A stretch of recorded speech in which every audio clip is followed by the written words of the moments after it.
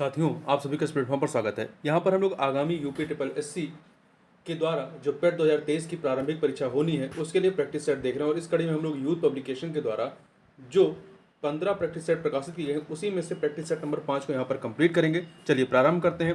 पहला प्रश्न है, निम्नलिखित में से किसने बादशाह शाहजहां को सुप्रसिद्ध हीरा जो कोहनूर हीरा था वो भेंट किया था? तो किसने किया था? मीर जुमला ने। किसने किया था? मीर जुमला, जिसका पूरा नाम था मीर जुमला मीर मोहम्मद सैयद। या एक ईरानी व्यापारी था जो प्रारंभ में गोलकुंडा में हीरे का व्यापार करता था। आगे चलते हैं। निम्न में से किस सुल्तान ने तुर्कान चिहलगानी का दमन किया था? तो बलबन ने किया था। किसने किया था? बलबन ने किया था। ठीक है।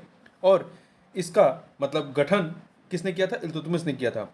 सती प्रथा का अभिलेखीय साक्ष्य कहाँ से मिलता है? तो ये आपको एरण अभिलेख से मिलता है। ठीक है। ये गुप्त काल में सती प्रथा का प्रथम या एकमात्र उल्लेख जो है या अभिलेखीय साक्ष्य है आपका एरण अभिलेख, जो 510 ईस्वी का है और भानुगुप्त का एरण अभिलेख इसे कहते हैं। इसके अनुसार भानुगुप्त के मित्र गोपराज की मृत्यु के पश्चात उसकी पत्नी सती हो गई। आगे बढ़ते हैं। बुद्ध की मृत्यु जहां हुई वह स्थान अब कहां पर है? तो वह आपका उत्तर प्रदेश में है। उत्तर प्रदेश के देवरिया जिले के से 28 किलोमीटर दूर स्थित कुशीनगर में इनकी मृत्यु हुई थी, यानी उन्होंने निर्वाण प्राप्त किया था। आगे बढ़ते हैं। निम्नलिखित में से कौन सा एक हड़प्पा का बंदर गाह है? तो आपका लोथल, जो कि गुजरात में है। निम्नलिखित कथनों पर विचार कीजिए। गवर्नमेंट ऑफ इंडिया एक्ट 1935 से संबंधित है। 3 कथन आपको दिए गए हैं। ठीक है। तो देखिए, पहला प्रांतीय स्वशासन का उपबंध था, इसमें सही है। एक संघीय न्यायालय या फेडरल कोर्ट की स्थापना का उपबंध था, सही है। केंद्र में अखिल भारतीय संघ का उपबंध था। ये 3 के तीनों कथन सही है, इसलिए डी ऑप्शन 1, 2, 3 हो जाएगा। मैं एक समाजवादी और गणतंत्रवादी हूं और मुझे राजाओं और राजकुमारों में विश्वास नहीं है। यह वक्तव्य संबंधित है किससे? जवाहरलाल नेहरू से संबंधित है। ठीक है।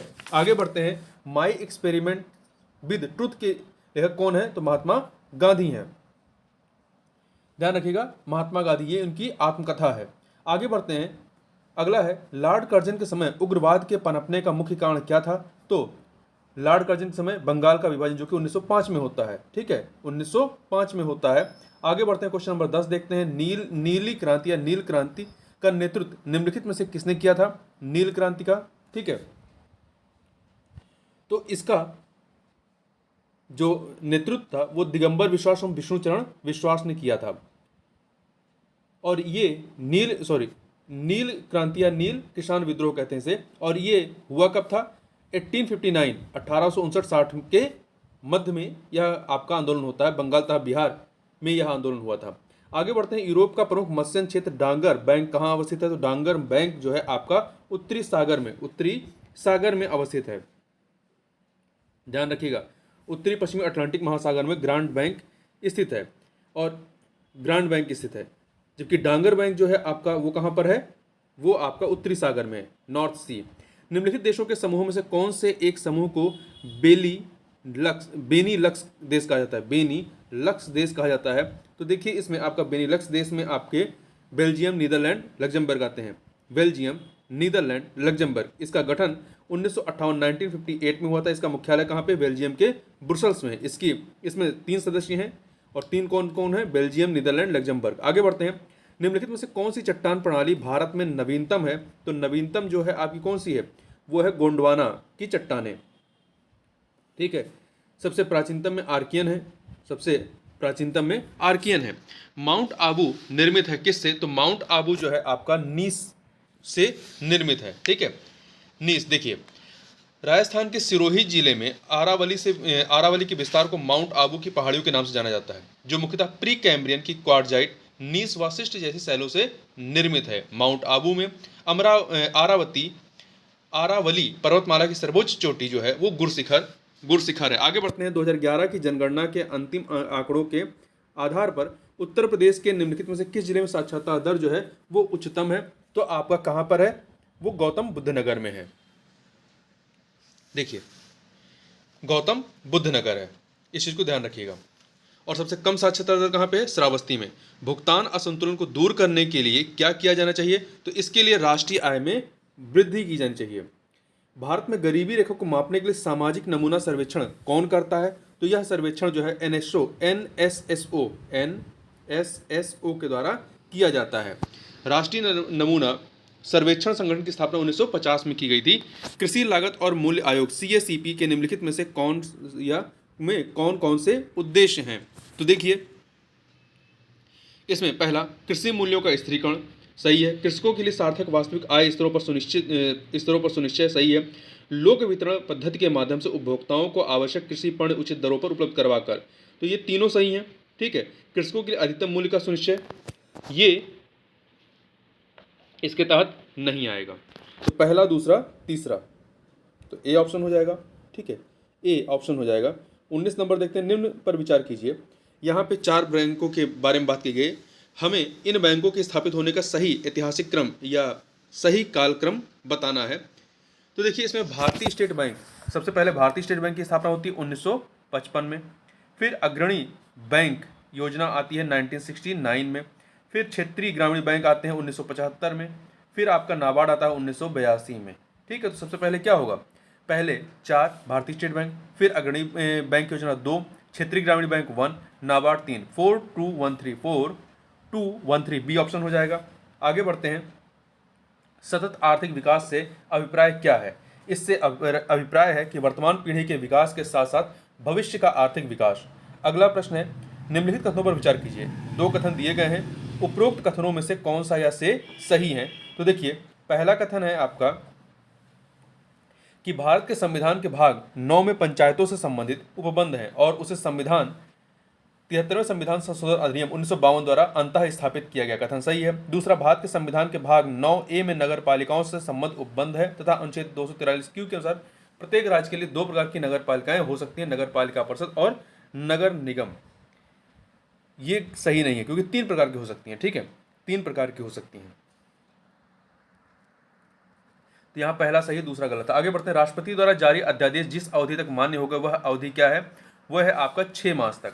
6 मास तक आर्टिकल 123 के तहत अध्यादेश जारी किया जा सकता है। आगे बढ़ते हैं, संसदीय शासन प्रणाली में मंत्रिपरिषद व्यवस्थापिका के माध्यम से उत्तरदायी होती है। किसके प्रति होती है उत्तरदायी? तो यह जो है आपका जनता के प्रति उत्तरदायी होती है। विधि का शासन जिस प्रकार की समानता को प्रतिष्ठापित करता है वह कौन सी है? तो यह प्रक्रियात्मक विधि का शासन, रूल ऑफ द लॉ, प्रक्रियात्मक प्रोसीजरल समानता को प्रतिष्ठापित करता है। प्रतिष्ठापित अर्थात विधि के शासन का तात्पर्य है विधि के समक्ष सभी समान है, चाहे वह किसी भी पद पर हो। निम्नलिखित में से किस वर्ष भारतीय संविधान की प्रस्तावना संशोधित की गई? भारतीय संविधान की प्रस्तावना, तो इसको संशोधित किया गया था कब? 42वें संविधान संशोधन अधिनियम 1976 के माध्यम से, 1976। तो बी ऑप्शन हो जाएगा। गोल्डन धान में सर्वाधिक मात्रा किसकी होती है? तो विटामिन ए की होती है, विटामिन ए की।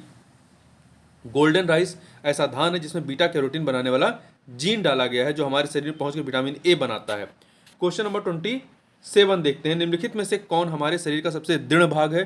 कौन सा है? तो आपका दंत वल्क जो होते हैं, इनेमल। ये मुख्यतः कैल्शियम फॉस्फेट तथा कैल्शियम कार्बोनेट का बना होता है। वायु में कौन सी नोबल गैस नहीं होती है? वायु में कौन सी नोबल गैस नहीं पाई जाती? तो इसमें helium, neon, argon, radon, argon होता है परंतु रेडॉन नहीं होता है। ठीक है, रेडॉन नहीं होता है। यह एक उच्च रेडियो एक्टिव कह सकते हैं गैस होती है, नोबल गैस होती है। इसका प्रयोग कैंसर चिकित्सा में होता है। आगे बढ़ते हैं, सूर्य में ऊर्जा का निर्माण होता है किस प्रकार से? नाभिकीय संलयन के द्वारा। कैसे होता है? नाभिकीय संलयन के द्वारा, जिस अभिक्रिया पर आपका हाइड्रोजन बम कार्य करता है। जब किसी पिंड को चंद्रमा से पृथ्वी पर स्थानांतरित किया जाता है, जब किसी पिंड को चंद्रमा से पृथ्वी पर स्थानांतरित किया जाता है तो क्या होगा? उसका भार क्या हो जाएगा? बढ़ जाएगा। पृथ्वी पर उसका भार बढ़ जाता है तथा मात्रा अपरिवर्तित रहती है, मतलब द्रव्यमान में कोई परिवर्तन नहीं होगा। आगे चलते हैं, मैथ के प्रश्नों को छोड़ते हुए आगे बढ़ते हैं हम लोग। आते हैं 36 नंबर क्वेश्चन को देखते हैं। अतीत के चलचित्र किसकी रचना है? तो महादेवी वर्मा की रचना है, महादेवी वर्मा की। ठीक है, इनकी अन्य रचनाओं में स्मृति की रेखाएं, मेरा परिवार इत्यादि आते हैं। जबकि अयोध्या सिंह की रचनाओं में प्रिय प्रवास, पारिजात, वैदेही वनवास, कृष्ण शतक, रसिक रहस्य, पद्म प्रसून इत्यादि हैं। सियाराम शरणगुप्त की रचनाओं में नकुल, दैनिकी, उन्मुक्त, विषाद आदि हैं। और सूर्यकांत त्रिपाठी निराला की रचनाओं में अनामिका, गीतिका, कुकुरमुत्ता, अड़िमा, अर्चना, जूही की कली, सरोज, स्मृति इत्यादि हैं। मुहावरे अपना सामान्य अर्थ न देकर अर्थ प्रकट करते हैं। कैसे? विशेष अर्थ प्रकट करते हैं। ठीक है, निम्नलिखित में से कौन सा शब्द जो है वो पुल्लिंग है? कौन सा शब्द आपका पुल्लिंग है? तो देखिए, आपका इसमें हानि, बचत, हानि, बचत, प्यास, ये सब क्या है? ये स्त्रीलिंग है, परंतु वचन जो है वचन पुल्लिंग है। मैंने मेरे को सुधार लिया, वाक्य में किस प्रकार की शुद्धि है? मैंने मेरे को सुधार लिया है, इसमें इस वाक्य में सर्वनाम की शुद्धि है। किसकी? सर्वनाम की अशुद्धि है। इसका सही रूप क्या होगा? मैंने अपने को सुधार लिया, मेरे नहीं होगा, मेरे क्या है? सर्वनाम है। तो मैंने मेरे को नहीं, मैंने अपने को सुधार लिया है, तो बी ऑप्शन हो जाएगा। आगे बढ़ते हैं। दिए गए विकल्पों में से बादल का समानार्थी शब्द कौन सा विकल्प है? बादल का समानार्थी या पर्यायवाची कह सकते हैं, अम्बुद है। क्या है? अम्बुद है, ठीक है। जबकि अम्बुज, नीर, जलज, अम्बुज, जलज तथा नीरज जो है वो कमल के पर्यायवाची हैं। आगे बढ़ते हैं, इंग्लिश का पैराग्राफ छोड़ते हुए आगे बढ़ते हैं हम लोग, आते हैं 42 नंबर क्वेश्चन पे। 42 नंबर क्वेश्चन है कि the car's door are loose, the car's door are loose. देखिए इसमें सही क्या होगा? इसमें सही हो जाएगा doors of the car are loose, ठीक है, 42 का सी। अगला यहाँ फिल इन द ब्लैंक्स है, तो 43 में क्या हो जाएगा? देखिए सन राइजेज इन ईस्ट, तो the sun rises in, the sun, एक सेकेंड, नहीं the sun rises in the east, दोनों बार दा लगेगा, यहाँ भी दा यहाँ भी दा, तो बी ऑप्शन हो जाएगा। आगे बढ़ते हैं, 44 नंबर क्वेश्चन देखते हैं। Call the first witness said the जज, कन्वर्ट टू रिपोर्टेड स्पीच, ठीक है। तो देखिए ये डायरेक्ट स्पीच में इसे इनडायरेक्ट में कन्वर्ट करना है, तो देखिए इसका इनडायरेक्ट क्या हो जाएगा? द जज commanded them to call the first witness, तो यहाँ पर ए ऑप्शन हो जाएगा। अगला जो है, out of the 4 alternative suggested select one which best express the same sentence in active या पैसिव वॉइस। तो 45 नंबर क्वेश्चन जो है आप देखिए, 45 number, our task had been completed before sunset, our task had been completed before sunset, यह वाक्य passive में है, यह वाक्य किस में? पैसिव में। इसे एक्टिव में कन्वर्ट करना, तो उसका एक्टिव क्या हो जाएगा? We had completed our task before sunset. आगे बढ़ते हैं, आगे रीजनिंग का प्रश्न है, निर्देश दिए गए कथनों को सत्य मानिए भले ही वे सामान्य तथ्यों से भिन्न प्रतीत होते हों, और उनके आधार पर तय कीजिए कि कौन से निष्कर्ष कथनों का तार्किक रूप से अनुसरण करते हैं। देखिए सभी, पहला क्या है? सभी कारें जो हैं जीप हैं, तो सभी कार, ये कार हो गया, ठीक है, ये जीप है। फिर सभी जीप जो हैं चार पहिया हैं, सभी जीप क्या हैं? चार पहिया हैं, 4 व्हील्स। निष्कर्ष क्या है? सभी चार पहिया कारें हैं। नहीं, ऐसा नहीं है, ठीक है, क्योंकि कुछ तो ऐसे हैं जो चार पहिया नहीं होंगे। दूसरा, कुछ चार पहिया क्या है? जीप है, ये वाला सही है, दूसरा वाला। तो केवल निष्कर्ष 2 अनुसरण करता है, ठीक है। आगे चलते हैं, आगे हम लोग यहाँ पर बढ़ते हैं। देखिए 49 नंबर क्वेश्चन को देखते हैं। इसमें है, नीचे प्रत्येक प्रश्न में ए और बी 2 कथन दिए गए हैं। ये कथन या तो स्वतंत्र कारण हो सकते हैं, या स्वतंत्र कारणों या सामान्य कारण के परिणाम हो सकते हैं। इसमें से एक कथन दूसरे कथन का परिणाम हो सकता है। दोनों कथनों को पढ़िए और तय कीजिए कि निम्नलिखित में से किस उत्तर का चुनाव इन दोनों कथनों के बीच सही संबंध बताता है। उत्तर देना है। तो 2 कथन दिए गए हैं, 2 कथन दिए गए हैं।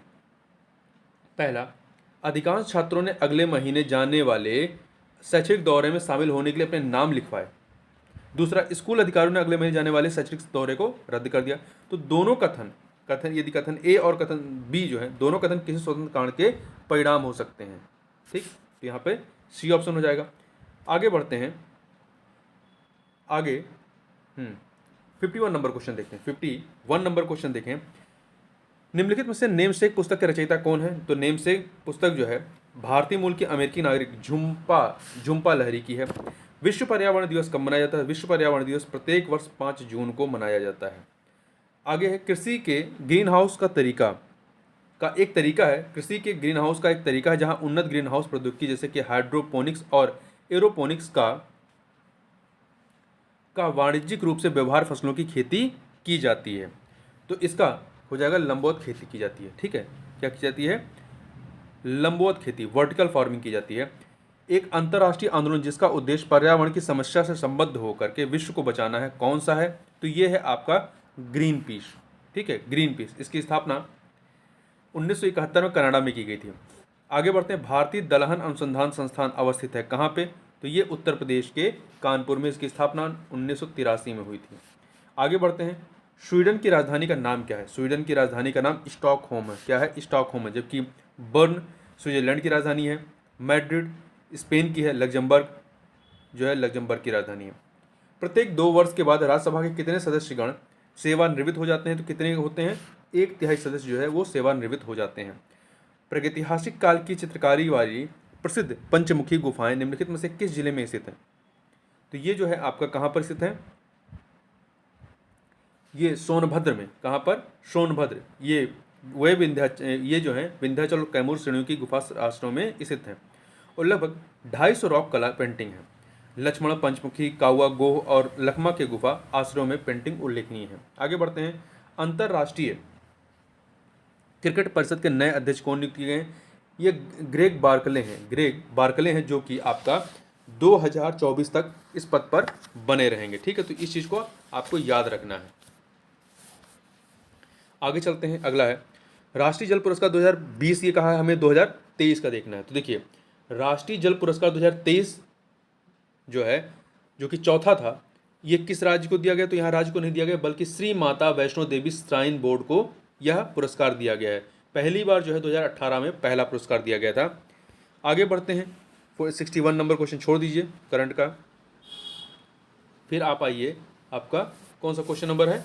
62। भारत में जलवायु परिवर्तन पर पेरिस समझौते के लक्ष्यों को प्राप्त करने के लिए हाल ही में एक शीर्ष समिति का गठन किया गया। इस संदर्भ में निम्न कथनों पर विचार कीजिए और उसमें सत्य कथन बताना, ये भी छोड़ दीजिए आप। Question number 63। तो 63 कह रहा है भारत में नए संसद की आधारशिला किस तिथि को रखी गई थी?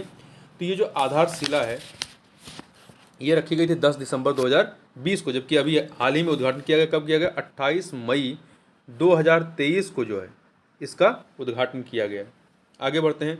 अंतर्राष्ट्रीय प्रवासी दिवस मनाया जाता है कब? 18 दिसंबर को।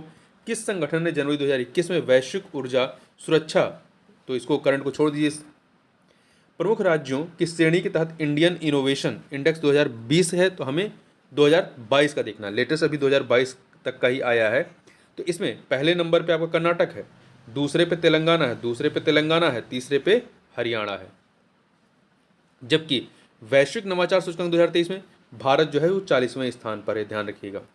आगे बढ़ते हैं। जोधपुर में आयोजित पहली द्विपक्षीय वायु अभ्यास एक्सरसाइज डेजर्ट नाइट, तो ये देखो 2021 का है, 2021 का है। जबकि 2023 का भी जो है ये जो एक्सरसाइज डेजर्ट नाइट है ये भारत और फ्रांस के बीच में होता है। भारत और फ्रांस के बीच में जो अन्य कह सकते हैं एक्सरसाइज है उसमें कौन सा है? वरुण नाम है नौसेना वाले का, करुण नाम है वायु सैन्य अभ्यास का, और शक्ति नाम है सैन्य अभ्यास का। ठीक है,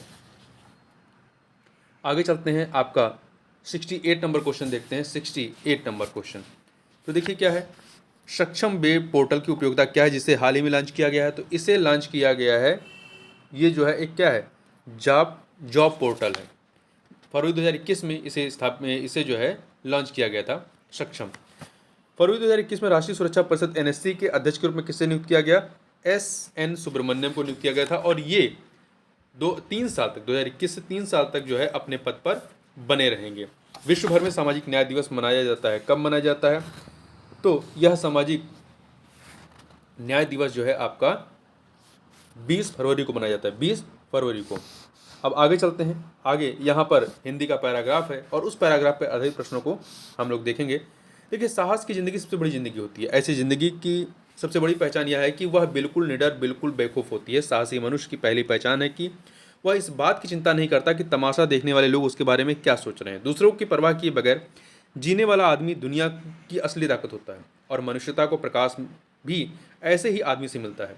साहसी मनुष्य उन सपनों में भी रस लेता है जिनका कोई व्यवहारिक अर्थ नहीं है। साहसी मनुष्य अब सपने उधार नहीं लेता, वह अपने विचारों में रमा हुआ अपनी ही किताब पढ़ता है। झुंड में चलना और झुंड में चरना तो भैंस और भेड़ का काम है। साहसी मनुष्य तो सिंह के समान होता है जो अकेला होने पर भी मगन रहता है। अर्नाल्ड बेनेट ने एक जगह लिखा है, जो आदमी उपयुक्त अवसर मिलने पर भी साहस से काम न ले सका वह कभी भी सुखी नहीं हो सकता। समय पर साहस न दिखाने वाला व्यक्ति अपने भीतर एक आवाज़ सुनता है जो उसे बराबर कहती है कि तुम साहस नहीं दिखा सके, तुम कायर की तरह भाग खड़े हुए।